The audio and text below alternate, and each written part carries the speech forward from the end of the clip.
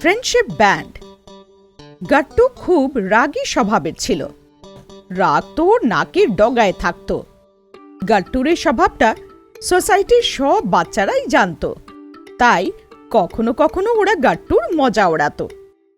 একদিন ক্রিকেট খেলতে খেলতে গাট্টুর বাচ্চাদের সাথে ঝগড়া হলো, আর গাট্টু নিজের ব্যাট নিয়ে চলে গেল। চিড়চিড়ে যাচ্ছে চিড়চিড়ে, পিঁপড়ের মতন যায় রে চিড়চিড়ে চিড়চিড়ে, বাঁদরের মতন মুখ তোর চিড়চিড়া রে চিড়চিড়া। গাট্টু রেগে থেমে গেল। ওর রাগ দেখে গুড্ডি বলল, গাট্টু জানিস তো নাক চ্যাপ্টা কেন? আমার জানার দরকার নেই।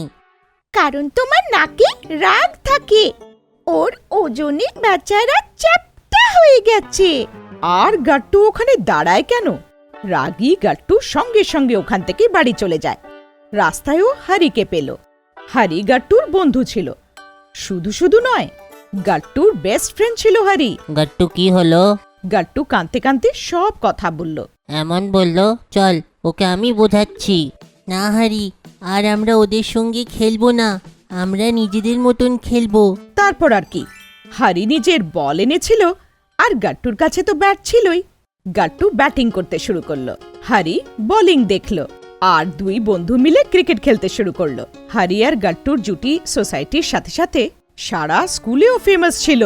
দুজনে একই বেঞ্চে বসতো, একসাথে টিফিন খেত, একসাথে খেলতো, আর অনেক গল্প করতে করতে স্কুল থেকে বাড়ি ফিরত। অগাস্টের মাস শুরু হয়ে গেছিল। শনিবার ছিল, মানে গাট্টুর স্কুলের হাফ ডে। গাট্টু স্কুল থেকে বাড়ি এলো আর হাত মুখ ধুয়ে খেতে বসলো। গাট্টু, শ্রাবণ মাস শুরু হচ্ছে, উৎসবের জন্যে আমাকে সাজানোর জিনিসপত্র কিনতে হবে। আমি নিচে জেনারেল স্টোর হয়ে আসছি। মা, আমিও যাই কি? হারির না কোথাও বাইরে যাওয়ার আছে, আমি তো বোর হয়ে যাব। তারপর আর কি, মায়ের সাথে গাট্টুও জেনারেল স্টোরে গেল। মা কেনাকাটিতে ব্যস্ত হয়ে গেল, আর গাট্টু দোকানে টাঙানো নতুন নতুন সুন্দর জিনিস দেখতে থাকলো। তখনই হঠাৎ ওর নজর ফ্রেন্ডশিপ ব্যান্ডের উপর গেল। ও শিট, কালকে তো সানডে, অগস্টের ফার্স্ট সানডে। কাল তো ফ্রেন্ডশিপ ডে, আমার হারির জন্য একটা ব্যান্ড নিয়ে নেওয়া উচিত। গাট্টু অনেকগুলো ব্যান্ডস দেখলো, কিন্তু একটাও ওর পছন্দ হলো না। হারির জন্য এমন ব্যান্ড নেব যেটা সব থেকে স্পেশাল হবে, না সে কখনো পড়েছে আর না সে কখনো পড়বে। কিছুক্ষণ পর গাট্টুর হাতে একটা এমন ব্যান্ড আসলো যেটা খুবই সুন্দর আর একদম আলাদা ছিল। গাট্টু এই ব্যান্ডটা বার করে মার দিকে এগিয়ে দিল। তখনই গাট্টু মা আর দোকানদারের তর্কাতর্কি শুনল। আরে দাদা, আমি অত ক্যাশ আনিনি, অনলাইন পেমেন্টও বন্ধ করে রেখেছেন। ডোন্ট ওয়ারি, আমি সবসময় এই দোকানেই আসি, আমি টাকা পাঠিয়ে দেব। সরি ম্যাডাম, আমার দাদা তো গ্রামে গেছে, উনি হয়তো আপনাকে চেনে, আমি নয়। আপনার জিনিস সাবধানে রাখছি, পয়সা নিয়ে আসুন আর জিনিস নিয়ে যান। আচ্ছা ঠিক আছে, আমি আর কি বলতে পারি। চল গাট্টু। গাট্টুও জিনিসপত্রের মধ্যেই ফ্রেন্ডশিপ ব্যান্ডটা রাখলো আর মায়ের সাথে বাড়ির দিকে চলে গেল। সোসাইটির ক্যাম্পাসে আসতেই গাট্টু দেখল যে হারি অন্য বাচ্চাদের সাথে খেলছে। এইটা দেখে গাট্টু রেগে গেল।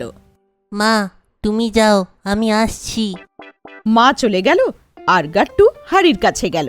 গাট্টু, চল খেলতে যাই। আমার সঙ্গে কথা বলিস না, আমি বলেছিলাম না যে এদের সঙ্গে আমাদের আর খেলার নেই। আর তোর তো বাইরে যাওয়ার ছিল না, তুই মিথ্যে কথা বলেছিস। গাট্টু শোন তো। কিন্তু গাট্টু রেগে গিয়ে ওখান থেকে বাড়ি চলে আসলো। গাট্টু, এই টাকাগুলো নাও আর জেনারেল স্টোরে গিয়ে আমাদের জিনিসপত্রগুলো নিয়ে এসো। না মা, এখন আর ওই জিনিসের কোনো দরকার নেই। এমন বলে গাট্টু নিজের ঘরের দিকে চলে গেল। পরের দিন সানডে ফ্রেন্ডশিপ ডে ছিল। হারি গাট্টুকে উইশ করতে এলো, কিন্তু গাট্টু ঘরের দরজা খুলল না। ও হারির উপরে খুব ক্ষেপে গেছিল।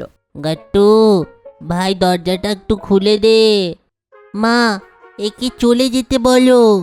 বাবা, হারি কখন থেকে বাড়ি দাঁড়িয়ে আছে, একটু দরজাটা খুলে দে। কিন্তু গাট্টু দরজা খুলল না।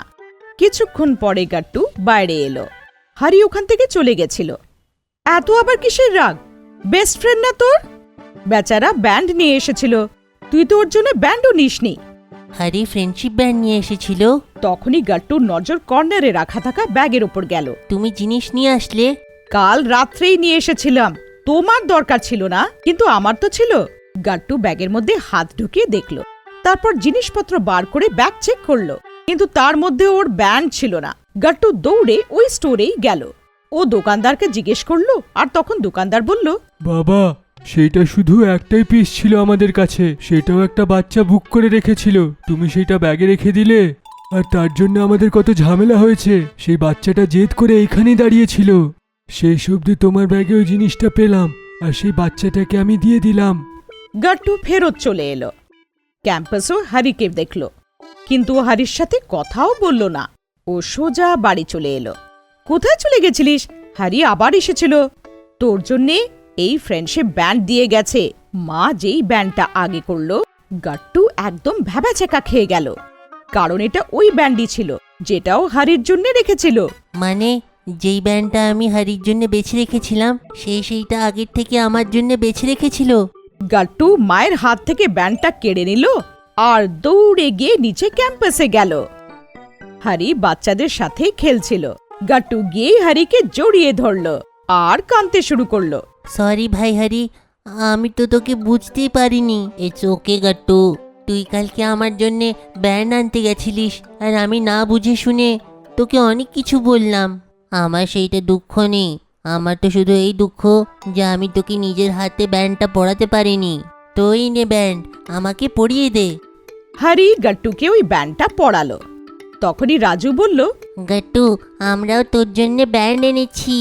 সরি বন্ধুরা, আমি তোমাদের সঙ্গেও খুব খারাপ করেছি, কিন্তু আজ ফ্রেন্ডশিপ ডের অবসরে আমি প্রমিস করছি, আজ থেকে আমরা সকলে সবাই বেস্ট ফ্রেন্ড হয়ে থাকবো। Happy friendship day. Happy friendship day.